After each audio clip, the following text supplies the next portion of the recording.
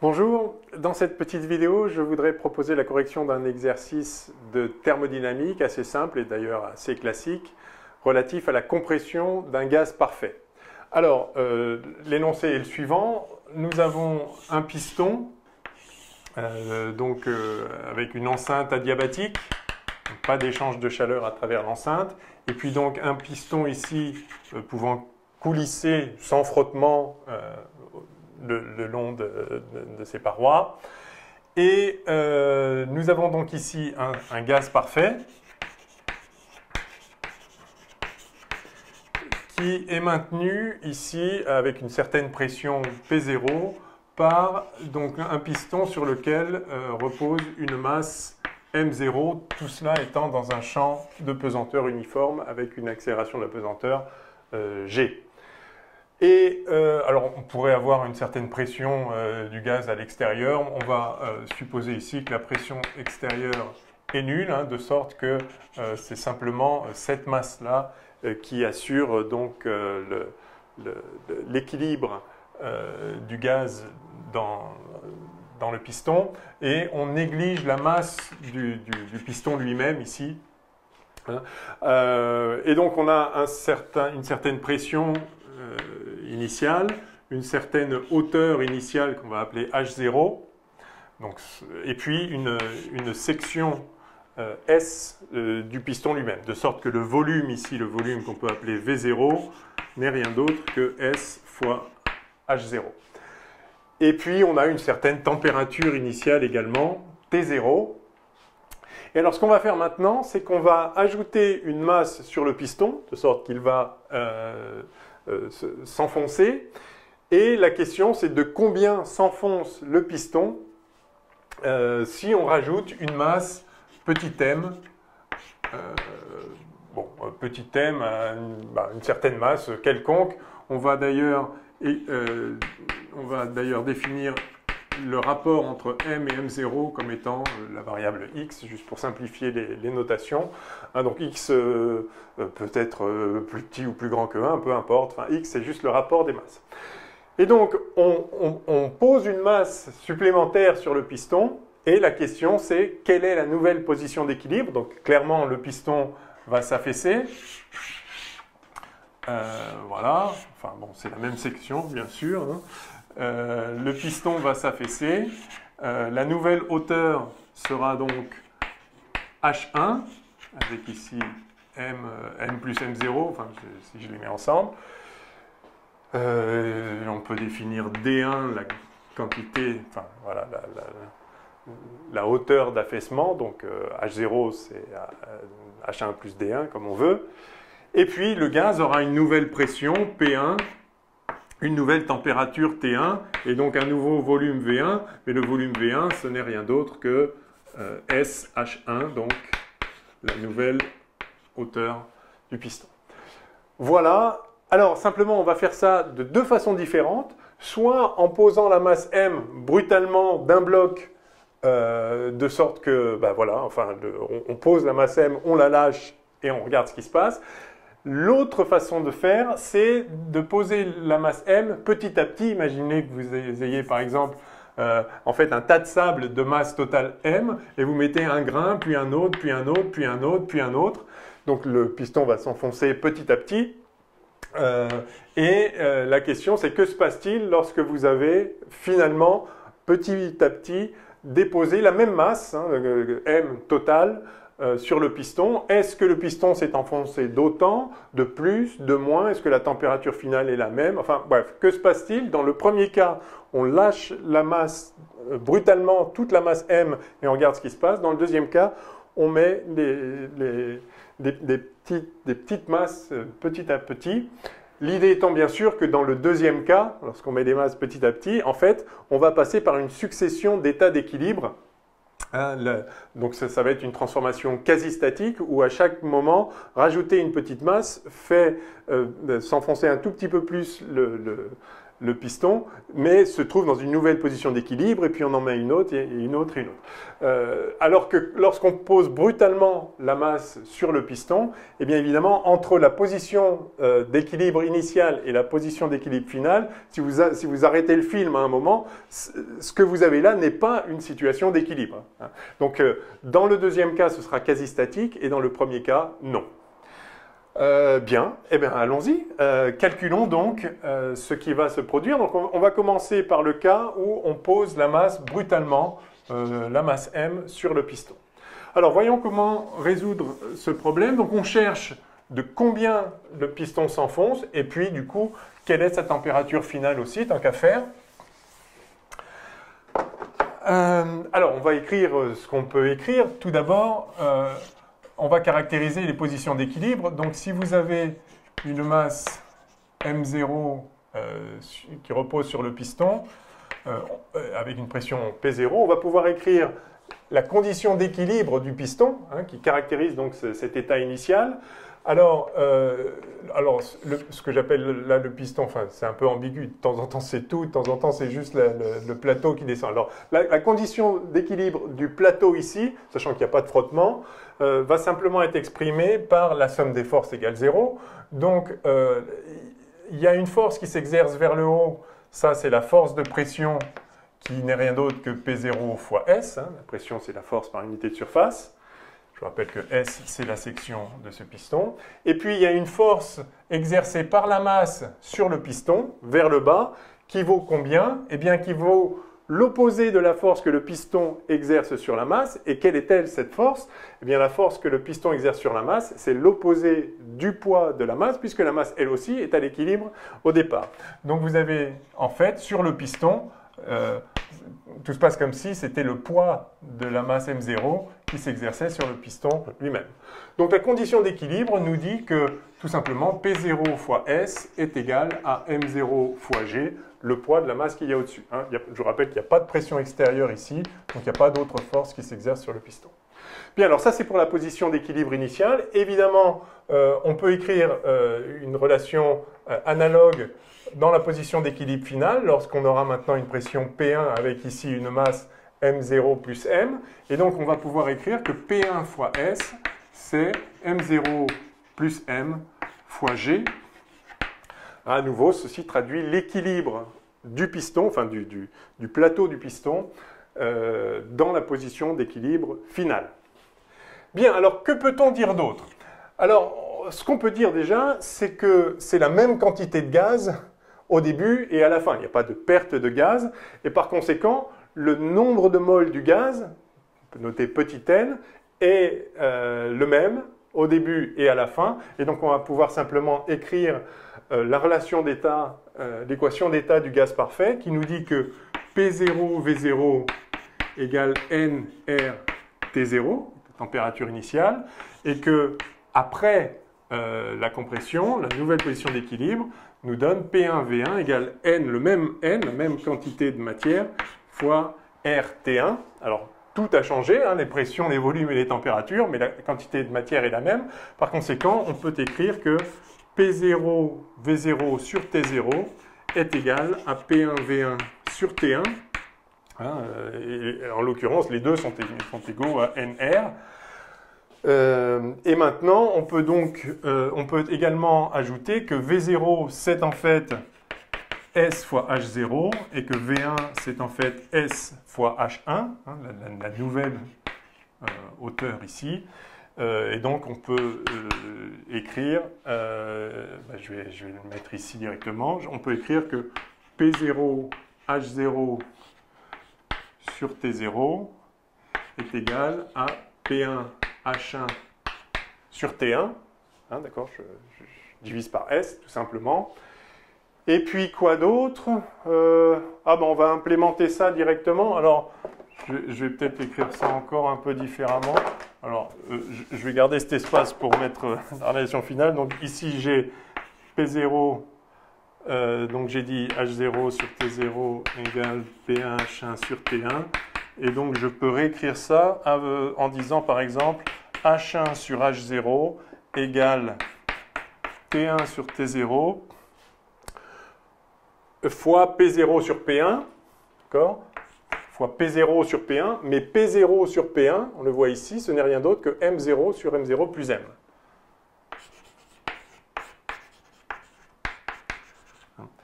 Et si on a donc décidé d'écrire que M c'est X fois M0, hein, X étant simplement le rapport des masses, alors ceci vaut 1 sur 1 plus X. Hein, et donc je peux écrire, je vais l'écrire ici, H1 sur H0 égale T1 sur T0 facteur de 1 plus X. Voilà. Par conséquent, on a la nouvelle hauteur du piston, et donc de combien il s'est enfoncé, H0 moins H1, à condition de connaître la nouvelle température. Alors, mais quelle est la nouvelle température? Ben, on ne sait pas, mais enfin on va le savoir. On va écrire ce qu'il faut pour déterminer la nouvelle température. Qu'est-ce qui va déterminer la nouvelle température?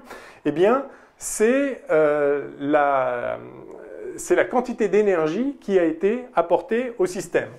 On a précisé dans l'énoncé que le piston, l'enceinte et le plateau du piston étaient tous deux adiabatiques, c'est-à-dire qu'il n'y a pas d'échange de chaleur, et par conséquent, toute l'énergie qui est communiquée au gaz, au système, se retrouve intégralement dans l'énergie interne du gaz. Il n'y a pas d'énergie qui a fuité par les parois parce qu'elles sont adiabatiques.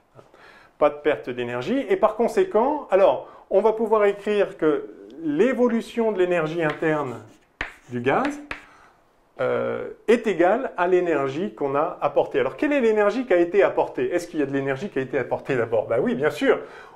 On avait avant, donc, au moment où on a lâché le système, on avait donc une masse M plus M0 donc à la hauteur H1, et puis au moment de la position d'équilibre, enfin une fois que l'équilibre est H0, une fois que l'équilibre est atteint, cette masse se retrouve à une hauteur eh bien H0 moins H1 plus bas. Et par conséquent, on a gagné de l'énergie de pesanteur lors de l'enfoncement de cette masse dans le champ de pesanteur. Donc l'énergie qui a été apportée au système, c'est très précisément M0 plus M, G, fois le dénivelé ici, la différence d'altitude, c'est-à-dire H0 moins H1. Ce qu'on a appelé d'ailleurs D1, ici, l'enfoncement. Hein. Enfin bon, H0 moins H1. Voilà, alors ça, c'est ce qui a été donné au gaz. Mais maintenant, comment ça se traduit en élévation de température? Eh bien, comme vous le savez, un gaz parfait a une énergie interne qui ne dépend que de sa température, par unité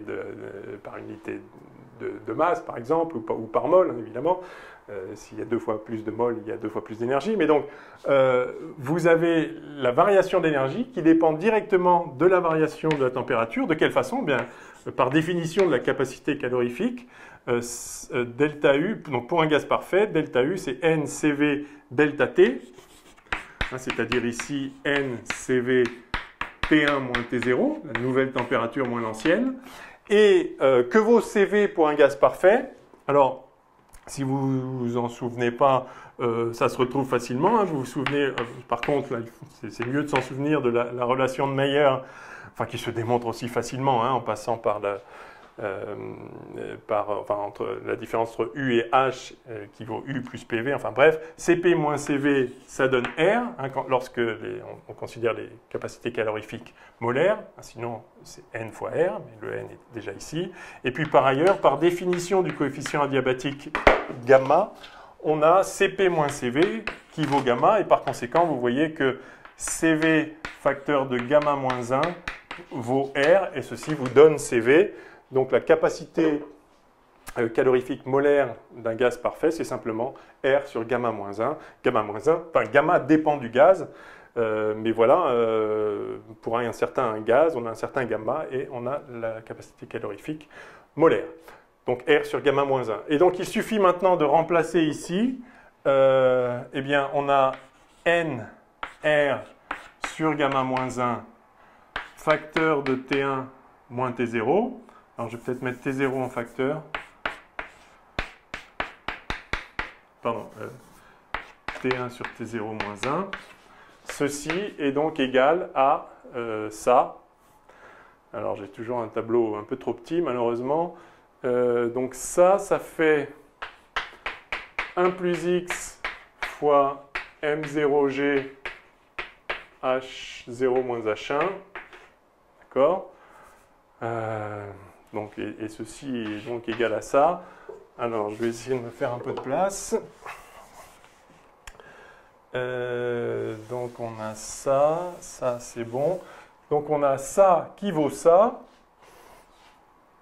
Oui, alors, et donc maintenant on a nRT0 qui vaut, puisqu'on a affaire à un gaz parfait, P0V0, c'est-à-dire P0S fois H0, hein, le volume c'est la section fois la hauteur. Et maintenant on a P0S qui vaut M0G par équilibre dans la position initiale. Et donc ça c'est M0G H0. Alors voilà, ça c'est intéressant parce que du coup on a fait apparaître MGH0 à gauche, hein, je rappelle que ça c'est toujours delta U, pardon pour l'organisation du tableau, et on a ici donc M0GH0 qu'on va mettre également en facteur, et au bout du compte, donc on a, alors, donc ça fait 1 plus x M0GH0 facteur de 1 moins H1 sur H0. Donc ceci égale ça, ça fait, donc je simplifie par MGH0 et donc j'ai un gamma moins 1 que je vais porter là-haut. J'ai finalement T1 sur T0 moins 1 qui est égal à gamma moins 1 fois 1 plus x fois 1 moins H1 sur H0. Bon, bah voilà. Ça nous donne ça. Donc on a deux équations, deux inconnues. Une première ici, donc les inconnus sont H1 et T1, donc une première relation, et une deuxième relation qu'on a obtenue ici simplement par conservation de l'énergie, hein, c'est-à-dire le premier principe de la thermodynamique, avec des échanges de chaleur nuls. Donc, eh bien, je veux H1, donc je vais éliminer T1 sur T0 à partir d'ici. T1 sur T0, c'est donc en fait H1 sur H0 facteur de 1 plus x, hein, d'après ceci, donc moins 1 égale tout ça. Alors tout ça, ça fait donc gamma moins 1 facteur de 1 plus x, moins la même chose fois H1 sur H0. Et donc je mets les H1 sur H0 ensemble. Alors, je ne sais pas si je m'y prends bien, enfin en tout cas on va y arriver, il n'y a pas de raison. Je mets ça ici. Donc j'ai H1 sur H0, ici facteur de 1 plus x. Et puis là, plus en fait, à nouveau facteur de 1 plus x, mais cette fois fois gamma moins 1. Donc j'ai tout ça facteur de 1 plus gamma moins 1, donc fois gamma, tout simplement. Hein, si je le mets de l'autre côté, plus gamma plus 1,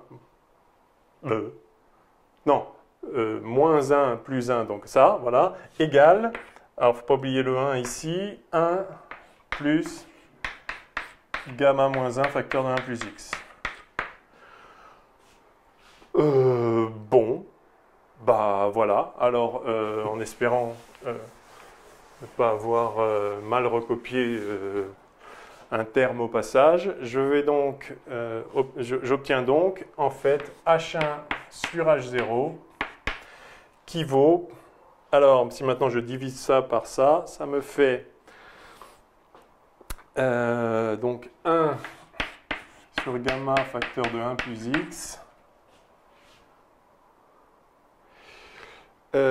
plus gamma moins 1 sur gamma, tout simplement. C'est correct ça? Oui. Et gamma moins 1 sur gamma, si on préfère, ça fait 1 moins 1 sur gamma. Et du coup, continuons. Voyons si on peut simplifier un peu. Ça fait 1 moins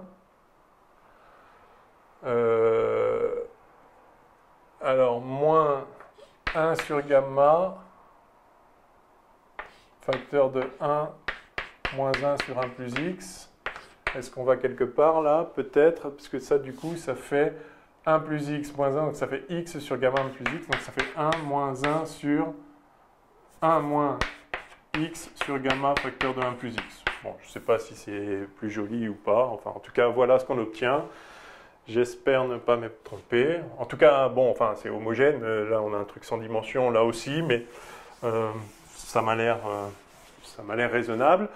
Et donc, si on veut maintenant... Donc ça, c'est la nouvelle... la nouvelle hauteur, donc voilà, si on préfère. Et donc, si je cherche de combien le piston s'est enfoncé, D1, eh bien, c'est simplement H1 moins H0, hein, par définition. Et donc, ça fait ça moins H0, ça va donc faire... Non, pardon, c'est H0 moins H1, bien sûr. Hein, c'est H0 qui est plus grand, H1 est plus bas, donc l'enfoncement, si on veut le compter positivement, c'est H0 moins H1, donc c'est H0 moins ça, donc H0 moins H0 plus ça, donc ça fait H0 facteur de x sur gamma facteur de 1 plus x. Écoutez, ça me paraît pas mal, je pense que c'est raisonnable. C'est évidemment proportionnel à H0, et on voit que si x est nul, c'est-à-dire si on ne rajoute pas de masse, évidemment l'enfoncement est nul. Donc au moins ça va. Bon, alors ça c'est notre premier résultat. L'enfoncement dans le cas où on pose la masse brutalement sur le piston, eh bien le voici, c'est H0x sur gamma moins 1. Alors je vais l'écrire là, D1 égale donc H0x sur gamma fois 1 plus x, pardon. Nous y voilà. Et puis, on va noter au passage la nouvelle température. Donc, hein, la nouvelle température se déduit de ça. Donc, T1 sur T0. Je vais l'écrire là pour le simplifier. Donc, T1 sur T0, c'est 1 plus x fois H1 sur H0. Donc, c'est 1 plus x fois ce truc-là. Et donc, ça fait en fait... Donc, 1 plus x moins... ça fois 1 plus x, c'est-à-dire moins x sur gamma. Oui, tout simplement. Et donc, ça fait 1 plus x facteur de 1 moins 1 sur gamma. Bon, oui, enfin, voilà. L'un ou l'autre. Bah, comme ça, c'est peut-être pas mal. Ou gamma moins 1 sur gamma. Donc 1 plus... x, gamma moins 1 sur gamma, bon, je ne sais pas, au choix. En tout cas, voilà. Ok, alors je vais l'écrire également, je vais écrire ici, T1 égale, donc T0, facteur de 1 plus gamma moins 1 sur gamma x. Voilà, j'espère ne pas m'être trompé. Gamma facteur de 1 moins 1 sur gamma. C'est bien gamma moins 1 sur gamma. Ok, voilà. Donc ça répond à la première question, en quelque sorte. Que se passe-t-il lorsqu'on laisse brutalement la masse m sur le piston? Et donc, je note aussi ce H1. Enfin bref, je vais laisser ça dans un coin. Voilà. Voilà, si je note tout là, H1 égale H0 facteur de 1 moins x. Et donc D1 égale H0x sur gamma facteur de 1 plus x. Ok, alors on va passer maintenant à la deuxième situation, celle où on pose la masse m. Au total, on va poser la masse m, mais on va le faire petit à petit, grain par grain, de façon à avoir en permanence une position d'équilibre. Alors qu'est-ce que ça change? Ça ne va pas changer l'équilibre final et l'équilibre initial et l'équilibre final, enfin en tout cas leur expression. On va appeler P2 le nouvel équilibre à une hauteur H2. Alors peut-être votre intuition vous dit que P1 doit être égal à P2, que H1 doit être égal à H2. Ne supposons rien, on va calculer et on verra bien. Ce qu'on peut dire en tout cas, c'est qu'effectivement, bon, la position d'équilibre est toujours caractérisée par la même pression, enfin la même relation entre la pression et la masse, et il est vrai qu'à l'équilibre, une fois qu'on aura posé la masse totale m, on aura aussi ça. Donc là, effectivement, pour ce qui est de la pression, ça ne change pas puisqu'il s'agit d'équilibrer les mêmes masses au début et à la fin. Donc on peut écrire à nouveau que P2 sur P0, c'est 1 plus x, hein, comme on l'avait auparavant. P2 sur P0, c'est 1 plus x. Donc ça ne change pas, enfin le rapport des pressions reste le même. En revanche, la température ne sera pas nécessairement la même. Qu'est-ce qu'on va faire ici? Eh bien, on va effectivement écrire que la transformation est quasi-statique. C'est-à-dire, oui, alors vous pourriez vous dire déjà pourquoi on ne ferait pas comme avant, on calcule quelle énergie on a donnée au système, et puis on voit ce que ça donne, et puis on écrit que la variation d'énergie interne, NCV delta T, c'est l'énergie qu'on a donnée. Oui, le problème, c'est qu'on ne sait pas, c'est pas facile de savoir quelle énergie on a donnée, parce que dans le cas précédent, c'était facile. On a posé une masse M à la hauteur H0, on la récupère, et il y avait déjà la masse M0, donc on a M plus M0 à la hauteur H0, et puis on les récupère, ces deux mêmes masses, à la hauteur H1, c'était tout à l'heure, et donc on a perdu exactement l'énergie potentielle qui a donc été communiquée au gaz. Mais là, c'est différent parce qu'on va poser les masses petit à petit. Donc, quelle est vraiment l'énergie qui a été communiquée? Tout dépend de où on était déjà lorsqu'on avait mis, mettons, une fraction de la masse M. Puisque l'énergie potentielle que l'on gagne, pour la masse qui a été ajoutée plus bas que le départ, ça va être moins que pour la masse qui a été déposée au départ. Hein, donc c'est pas simple, il faudrait connaître à chaque instant, en fonction de la masse qu'on a mise, quel est déjà l'enfoncement. Alors on pourrait probablement se débrouiller en étudiant pas à pas, chacune des positions d'équilibre, en écrivant à chaque fois, on rajoute un petit dm et donc on se retrouve un dh plus bas, enfin un dz plus bas. On pourrait le faire, mais ça, ce ne serait rien d'autre que d'écrire en fait les positions d'équilibre les unes après les autres. Et donc autant utiliser déjà ce qu'on sait en thermodynamique lorsqu'on a une transformation quasi-statique, puisque c'est ça que ça veut dire, qu'on passe de position d'équilibre en position d'équilibre, et on sait donc en thermodynamique que lors d'une transformation quasi-statique, eh bien on a cette fameuse loi de Laplace, je crois qu'elle s'appelle PV puissance gamma égale constante. D'accord ? Et donc ce PV puissance gamma égale constante, on va pouvoir l'utiliser pour dire que P0 V0 puissance gamma égale P1 V1 puissance gamma.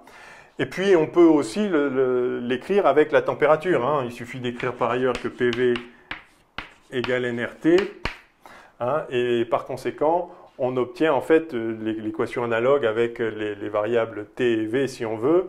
Hein. Vous remplacez simplement P par T sur V, enfin nRT sur V, et vous voyez ici qu'on a en fait T fois V puissance gamma moins 1, hein, gamma moins 1 parce que P c'est T sur V, qui est égal également à une constante. Hein, donc sous cette forme-là ou cette forme-là, peu importe. Bon, on va peut-être prendre celle-là parce que ça va nous relier directement les grandeurs que l'on cherche. On a donc ici T2 V2 puissance gamma moins 1 qui vaut T0 V0 puissance gamma moins 1. Mais V2 sur V, donc ou si vous préférez T2 sur T0 égale V2 sur V0 le tout puissance gamma moins 1. Mais V2 sur V0 c'est H2 sur H0, hein, puisque V2 c'est H2 fois S et V0 c'est H0 fois S. Donc ceci est égal à H2 sur H0 puissance gamma moins 1. Et donc voilà, on a une relation entre T2 et H2 qui sont nos deux inconnus, hein, comme tout à l'heure, c'était H1 et T1. Donc on a ces deux relations-là. Et oui, alors, et puis on a toujours le fait qu'on a un gaz parfait. Enfin, on a cet équilibre-là qui nous dit que P2 sur P0 c'est 1 plus X, pardon. Ah ben en fait, on aurait pu directement l'utiliser. Ben alors, écoutez, je vais le faire directement. Parce que là, à nouveau, on a... c'était vrai avec les 1, c'est vrai... Pardon, c'était pas vrai avec les 1, c'était pas quasi-statique. C'est vrai avec les deux. Donc, j'ai finalement P2 sur P0, ici, qui vaut donc V0 sur... V0 sur V2 puissance gamma, c'est-à-dire à nouveau H0 sur H2 puissance gamma, et P2 sur P0, on a vu que c'était 1 plus X. Voilà, donc on a directement en fait H2 en fonction de H0, et une fois qu'on a H2 en fonction de H0, eh bien on a aussi T2 en fonction de T0. Donc en fait, ça y est, le problème est résolu. Donc je vais écrire tout simplement son résultat. Donc on a, enfin, de ça, je tire que H2, c'est H0, donc H2, c'est H0 sur 1 plus x puissance 1 sur gamma, hein, d'accord? Je fais tout ça puissance 1 sur gamma, donc c'est H0 sur H2 égale 1 plus x puissance 1 sur gamma, et donc ça fait ça si je ne m'abuse, H2 c'est bien dans le bon sens, oui. Donc ça c'est la première relation, enfin c'est, disons, la relation qui donne H2, et ayant H2, je peux en déduire la nouvelle température du système, T2 égale, donc T0 fois H2 sur H0 puissance gamma moins 1, c'est-à-dire donc 1 sur 1 plus x puissance, gamma, puissance 1 sur gamma puissance gamma moins 1. Donc en fait, ça fait 1 plus x puissance, alors gamma moins 1 sur gamma en bas, donc moins gamma moins 1 sur gamma, donc 1 moins gamma sur gamma. Bon. Et ça, c'est donc négatif. Hein. Gamma est toujours plus grand que 1, n'est-ce pas? CP est plus grand que CV. Eh bien, sauf erreur, mais je pense que non, ça m'a l'air correct. Est-ce que c'est correct, ça? Oui, bon, on va voir. On va tracer les allures maintenant, on va comparer ces choses-là. Alors, vous voyez que l'expression de la température n'est pas la même dans les deux cas, et de même, l'expression de la nouvelle hauteur n'est pas la même dans les deux cas. Alors, je peux, si on veut finir de répondre à la question calculée, bien sûr, D2, hein, sur l'enfoncement, qui est simplement H0 moins H2. Bon, enfin, ça n'apporte rien de spécial. Donc H0 moins H2, ça fait H0 facteur de donc 1 moins 1 plus x puissance moins 1 sur gamma. H2, c'est H0 fois oui, c'est ça. OK. Bien, alors, on a le premier enfoncement et la première température, le deuxième enfoncement, la deuxième température. Bien, je vous propose maintenant de tracer ça en fonction de x, c'est-à-dire en fonction du rapport des masses qu'on introduit. Alors, à nouveau, on vérifie que quand x tend vers 0, si on ne rajoute rien, eh bien T2 égale T0 et D2 égale 0, j'espère. Si on met x égale 0 ici, évidemment, on a 1 moins 1, donc l'enfoncement est nul, donc tout va bien. Alors, traçons ça. Commençons par peut-être commençons par les enfoncements. Donc D1, on a dit que c'était, en fait je l'ai là, c'est pas la peine que je le réécrive. Je vais tracer en fonction de x l'enfoncement D. Alors je vais tracer les deux courbes sur le même, je mets D, puis on va mettre D1 et D2. Alors, en fonction donc de x, alors quand x tend vers 0, ce x ici est négligeable, donc ça démarre en fait comme une droite, ça démarre à peu près comme ça, hein. D'accord, quand x est petit devant 1, on a D1 qui est quasiment H0 sur gamma fois x. Hein. Donc j'ai une pente ici, H0 sur gamma fois x, bon, ça vaut ce que ça vaut. Je vais repérer ici le H0. Et quand x tend vers l'infini, eh bien j'ai D1 qui tend vers H0 sur gamma. Vous voyez?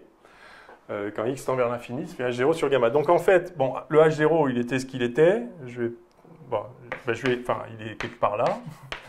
Et H0 sur gamma, c'est la valeur limite vers laquelle on tend ici. Donc on a, voilà, on a une sorte d'asymptote, enfin on a une asymptote comme ceci, avec ici une pente donc H0 sur gamma.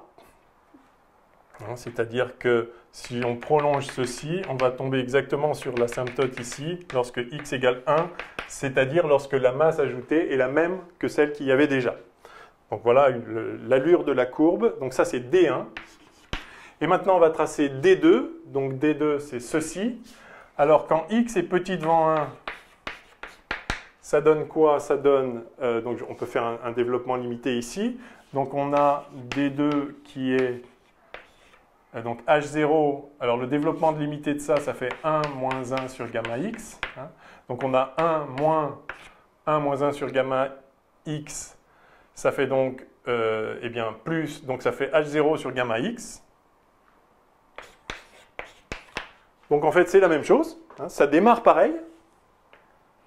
Et ça c'est normal, parce que quand la masse rajoutée est petite, la mettre tout d'un coup ou de la mettre petit à petit, si elle est déjà petite, ça ne doit pas être différent.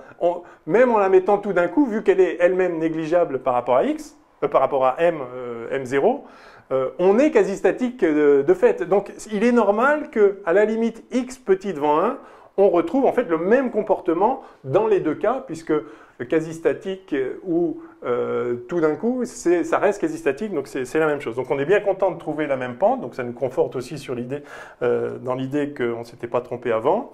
Et alors qu'est-ce que ça vaut quand x est grand devant 1? Eh bien à ce moment-là, alors il n'y a qu'à voir, hein, quand x est grand devant 1, vous voyez que simplement ce x, oui, donc ça tend vers l'infini, mais 1 sur l'infini, 1 sur gamma, c'est quelque chose qui, évidemment, c'est positif, donc ça tend vers 0, et donc en fait, H2 tend vers H0. Alors,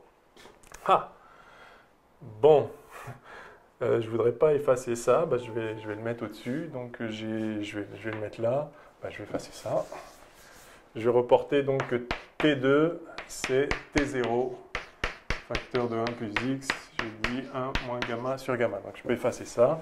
Et donc voilà ce que donne maintenant D2. Je vais mettre H0 ici.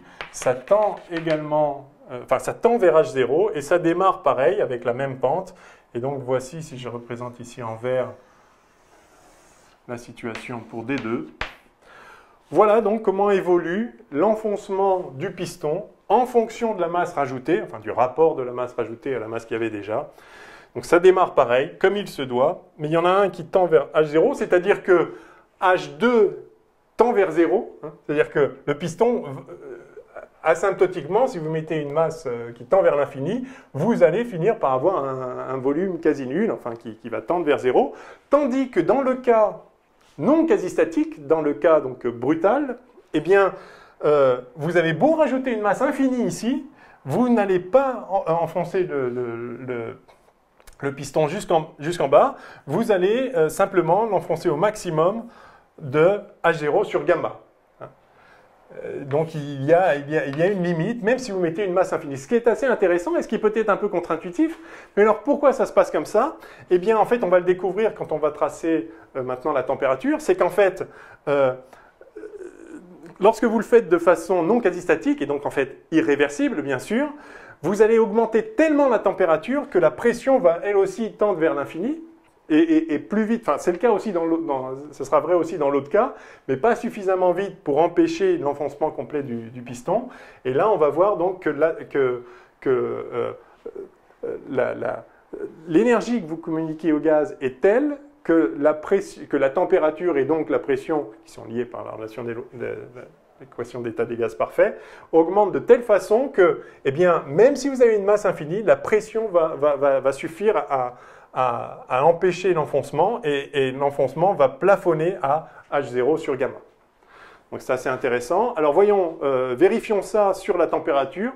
On s'attend donc à ce que le comportement de la température soit tel que dans le premier cas, donc quand c'est tout d'un coup, toute la masse d'un coup, la température soit supérieure à ce qu'elle est si on y va petit à petit. Alors voyons ça.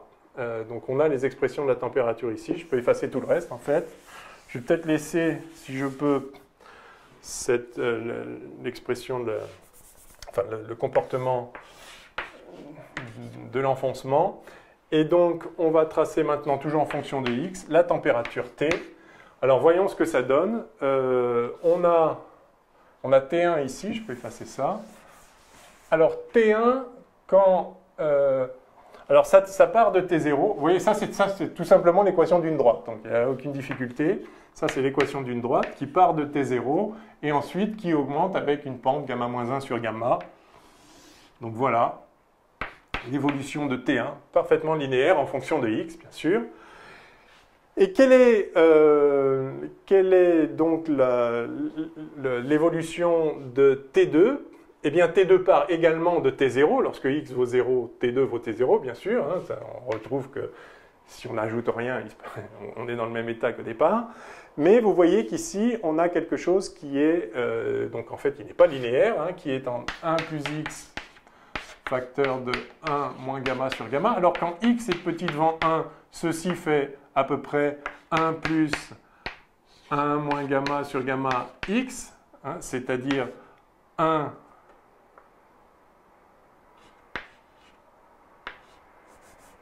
plus... enfin bon, bah oui, c'est-à-dire ça. Oui, fois T0, donc en fait, c'est ça, la pente. Donc là, du coup, ça redevient linéaire. Enfin, c'est linéaire avec la pente, bah, la même, en fait. Gamma moins 1, un problème de signe. Un problème de signe. Oui, alors ça doit être évidemment ici gamma moins 1 sur gamma. Hein. Alors, j'ai dû me tromper un moment en recopiant. Alors, vous remontrez la vidéo pour voir où on a fait une erreur de signe. Mais enfin, bien évidemment, gamma est plus grand que 1. Donc, c'est ici gamma moins 1 qu'on doit trouver. Je ne sais pas où, il y a eu une erreur de signe quelque part, désolé. Puisque, évidemment, la température va croître. Et donc, vous avez ici une loi de puissance, simplement. Alors, donc, ça démarre. Alors, on retrouve avec plaisir, moyennant cette erreur de signe, pardon, on retrouve avec plaisir que pour x petit devant 1, on retrouve en fait la même loi, tout ça est fois t0, on retrouve la même loi d'évolution que dans le cas quasi-statique, donc ça démarre pareil, par contre après, ça plafonne, hein, enfin cet exposant ici est bien sûr plus petit que 1, hein, c'est 1 moins 1 sur gamma, donc voilà, ça ne monte pas vers le haut, ça va bien comme ceci. Donc T2 évolue comme ça. Donc désolé pour l'erreur de signe, je ne sais pas où elle est, c'est peut-être juste en recopiant. Enfin, vous aurez sans doute aucun mal à la retrouver. Et donc, on confirme avec bonheur que la température T2 augmente moins vite que la température T1. Donc cette augmentation linéaire fait que dans le cas 1, dans le cas non quasi-statique, dans le cas où on met la masse d'un coup, ceci explique pourquoi, en fait, même si on met une masse infinie, on ne va pas réussir à compresser entièrement le piston, parce que la température va augmenter suffisamment pour que la pression s'oppose à cet enfoncement. Hein. Et donc, comme c'est linéaire, en fait, la pression va également augmenter linéairement, c'est-à-dire de façon proportionnelle à la masse. Et donc, pour des grandes masses, la pression proportionnelle à la masse va pouvoir compenser le poids également proportionnel à la masse, bien sûr, c'est m0 plus m1 fois g, va pouvoir le compenser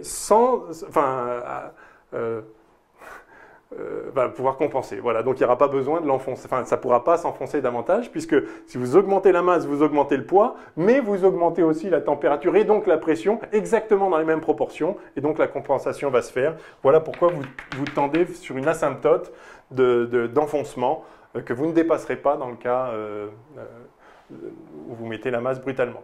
Par contre, dans le cas quasi-statique, vous voyez que la température n'augmente pas suffisamment vite, et par conséquent, si vraiment vous ajoutez une masse infinie petit à petit, vous allez finir par écraser entièrement le piston. C'est ce qu'on retrouve ici, dans cette évolution. Voilà, bon, je crois que ça conclut à peu près l'exercice. Je vous laisse revoir et trouver à quel moment j'ai fait une erreur sur le signe en passant d'un côté ou de l'autre, je ne sais pas exactement.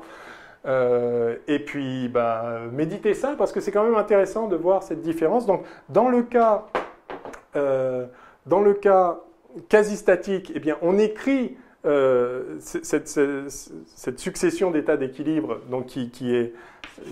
qu'on peut résumer dans cette expression PV puissance gamma égale constante, la fameuse loi de Laplace. Dans le cas non quasi-statique, on peut de toute façon écrire la conservation de l'énergie. L'augmentation de l'énergie interne du système est égale à l'énergie qu'on a rajoutée au système, c'est-à-dire m plus m0 g fois de combien on s'est enfoncé. Voilà. Eh bien, sur ce, amusez-vous bien, faites d'autres exos. Et puis je reviendrai pour une correction d'un autre exercice qui a posé problème à mes étudiants sur les frottements solides très bientôt, dès que je trouve le temps. À bientôt!